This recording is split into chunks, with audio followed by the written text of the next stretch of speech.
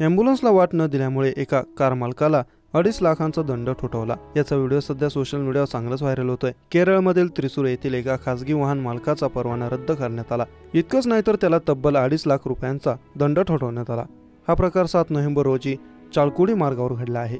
ॲम्ब्युलन्सला वाट न देणाऱ्या वाहन चालकाचा व्हिडिओ सध्या सोशल मीडियावर चांगलाच व्हायरल होतोय। डॅशकॅम फुटेजमध्ये एका रस्त्यावर सिल्वर मारुती सुझुकी कारने ॲम्ब्युलन्सला वाट अडवल्याचे दिसते। ॲम्ब्युलन्सचा ड्रायव्हर सतत हॉर्न आणि सायरन वाजवत होता, मात्र कार चालकाने ॲम्ब्युलन्सला पुढे जाऊ दिले नाही। उलट ॲम्ब्युलन्स ओव्हरटेक करण्याचा प्रयत्न करताच कार चालकाने वाट अडवली।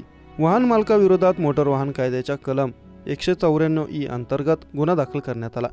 ॲम्ब्युलन्सला वाट न देणे, नियम तोडणे आणि प्रदूषण नियंत्रण प्रमाणपत्र PUCC न बाळगणे याबद्दल हा दंड लावण्यात आला आहे। या कलमाअंतर्गत दोषी व्यक्तीला 10,000 रुपयांपर्यंत दंड किंवा 6 महिने तुरुंगवास किंवा दोन्ही शिक्षा होऊ शकतात। पण पोलिसांना या कार मालकाला चांगलाच धडा शिकवला आहे। या घटनेच्या व्हिडिओवर नेटकऱ्यांनी तीव्र प्रतिक्रिया दिल्या।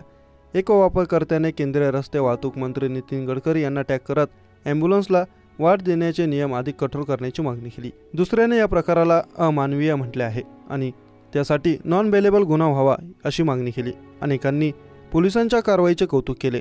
2.5 लाख रुपयांचा दंड आणि परवाना रद्द करणे हा कठोर इशारा आहे। आपत्कालीन सेवांसाठी अडथळा निर्माण करणाऱ्या लोकांविरुद्ध कठोर पावले उचलली जातील हा संदेश या कारवाईतून मिळतो, असे एका वापरकर्त्याने म्हटलं आहे।